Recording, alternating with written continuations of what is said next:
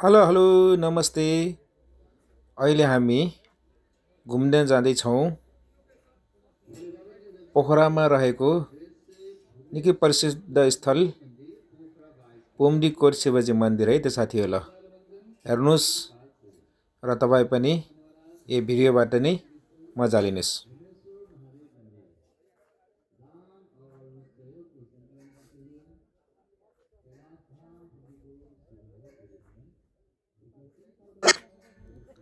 यो माथि पारिपट्टि तपाईँ देख्दै हुनुहुन्छ माछापुच्छ्रे हिमाल र तल कति सुन्दर रूपमा देखिएको निलो फेवाताल है साथी हो। यो ल बजार एयरपोर्ट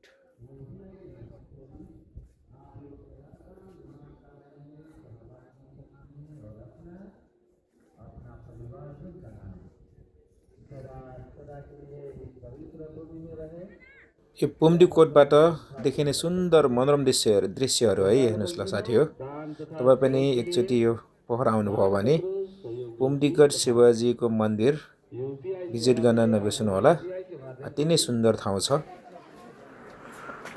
पुम्डीकोट परिसर घुमिसकेपछि हामी पुम्डीकोटको मेन गेटबाट बाहिर निस्किने गर्दै गर्दाको दृश्य हो यो। र गेटबाट केही बाहिर निस्किसकेपछि अथवा गेटबाट आउने गर्दा तपाईँले यहाँ सुन्दर शिवजीको तस्बिरहरू पनि देख्न सक्नुहुन्छ। राम्रो आकारमा बनाइएको छ। तल शिवलिङ्ग छ भने शिवलिङ्ग माथि चाहिँ शिवजीको टाउको आकार दिएको छ। यसले पनि अझै सुन्दरता थपेको छ है साथी होला।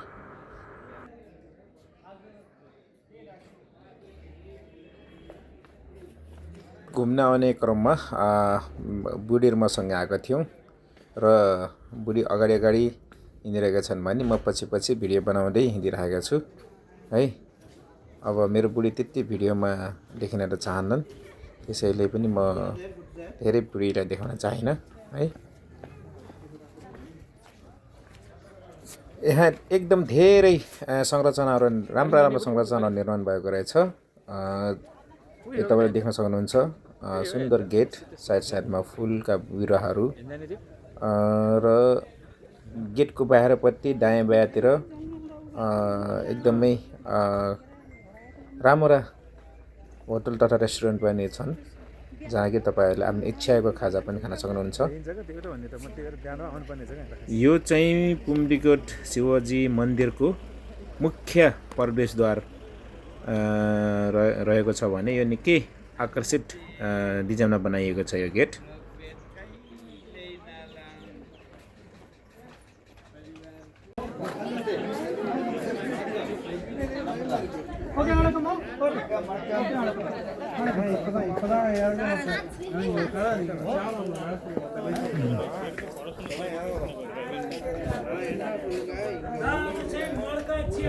चिया कफी मर्का चिया जेरी पुरी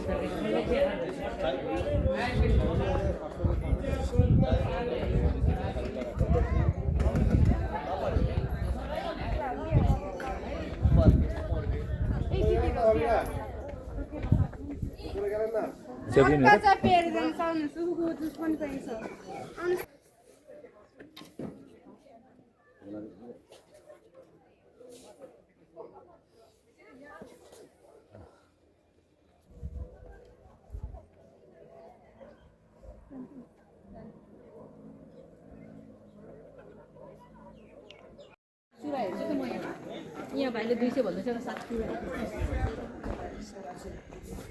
हो र 70 राउन्ड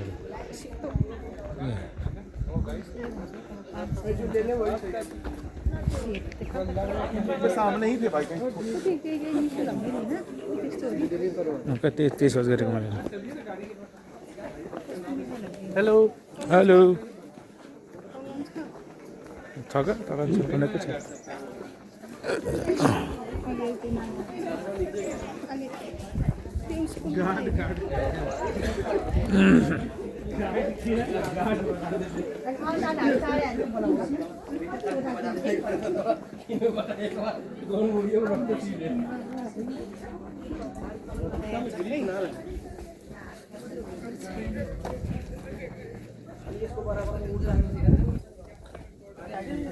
यसको बराबर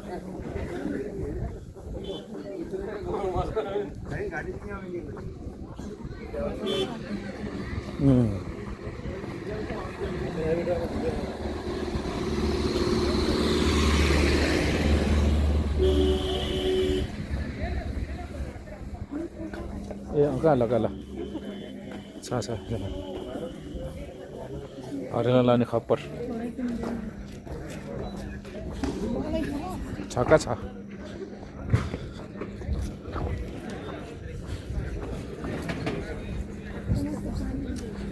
यसरी मथुराको पेडारी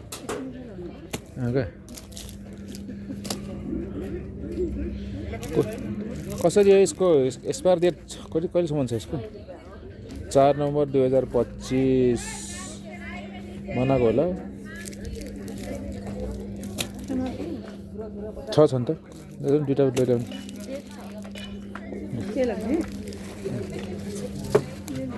पेडा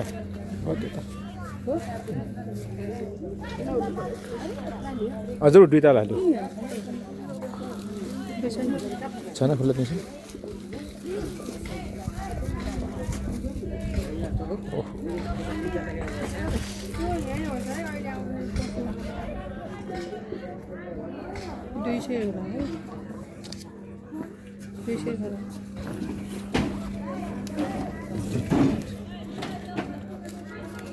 छ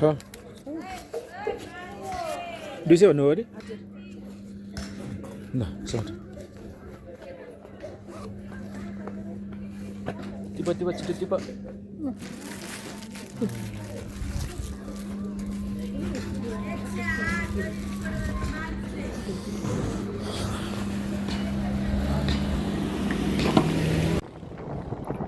हामी पुम्डीकोट मन्दिर र त्यहाँ नजिक रहेको अर्को एउटा हंसदेवीको मन्दिर घुमेला गर्दै हामी पार्किङबाट स्कुटी लिएर अनि हामी जाने क्रममा छौँ र हामी तपाईहरुलाई पुम्डीकोटदेखि तल पोखरासम्मको बाटोको दृश्यहरू पनि देखाउने कोसिस गरेका छौँ। यदि तपाईहरु घुम्न आउने हुनुहुन्छ भने निर्धक्क तरिकाले आउन सक्नुहुन्छ, किनभने यो बाटो पूर्ण रूपमा कालोपत्र गरिएको छ र चौडा पनि छ। त्यसैले तपाई साना या ठुला गाडी अथवा मोटर बाइक, स्कुटर जे पनि लिएर आउन सक्नुहुन्छ भने यहाँबाट सार्वजनिक गाडीहरू पनि चल्छन् र तपाई पोखराको कुनै पनि ठाउँबाट सार्वजनिक बसहरू पनि यहाँ चलाउन सक्नुहुन्छ है त।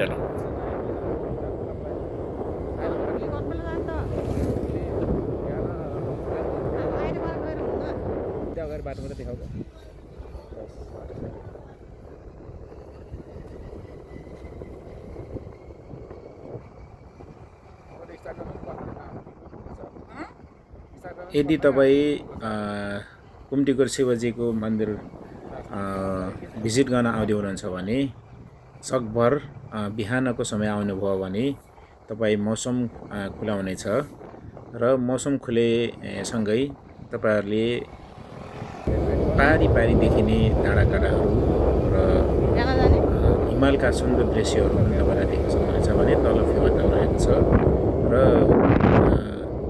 आदि माथि हाइट उचाइमा भएको कारणले गर्दाखेरि तलका दृश्यहरू आनन्द रूपले देख्न सकिन्छ। तपाईको आँखाले नभ्याउने गरी देखिने सुन्दर सुन्दर दृश्यहरू पुम्डीकोट आउँदा तपाईले आफ्नो आँखा अगाडि नै देख्न सक्नुहुनेछ र निकै रमणीय ठाउँ रहेछ। एकपटक अवश्य आउनु पर्ने ठाउँ रहेछ यो पुम्डीकोट। त्यसैले पनि तपाईलाई यदि पोखरामा आउँदै हुनुहुन्छ भने एकचोटि अवश्य पनि पुम्डीकोट भिजिट गर्न नछुटाउनु होला। र यो मैले प्रचार गरेको होइन है, यो एउटा निकै राम्रो र सुन्दर ठाउँ लागेकोले मलाई एकदमै राम्रो ठाउँ लागेको कारणले गर्दा तपाईहरुलाई पनि एकचोटि आउन अनुरोध गरेको मात्रै हो।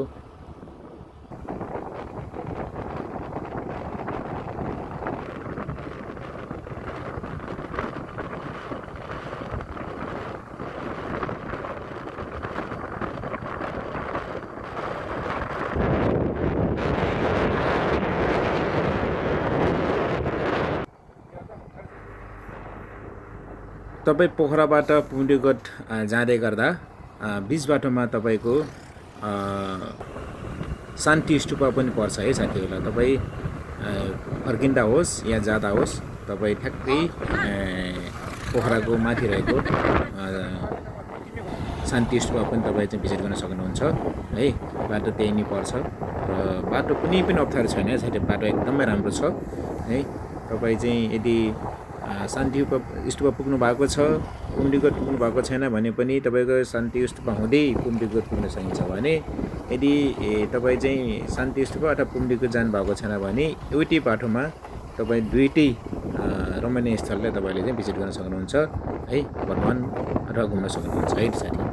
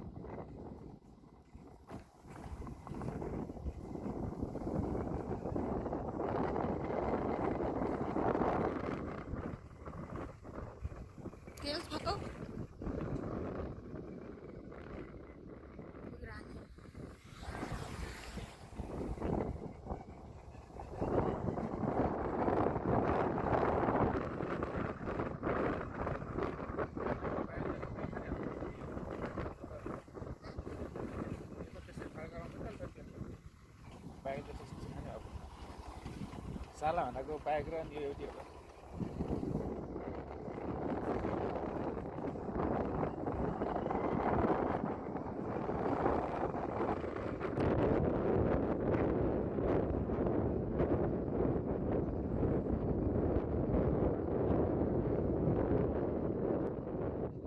पुम्डीगढदेखि पोखरासम्मको यात्रा तपाईहरुको माझमा मैले भिडियो मार्फत राखिसकेँ। आशा छ तपाईहरुलाई यो भिडियो अवश्य मन पर्नेछ र भिडियो मन परेमा के कस्तो लाग्छ आफ्नो अमूल्य सुझाव कमेन्ट मार्फत अवश्य राख्नुहोला। आउँदो दिनहरुमा अझै नयाँ भिडियोहरु राख्ने बाचा गर्दै तपाईहरु माझमा बिदा हुन चाहन्छु।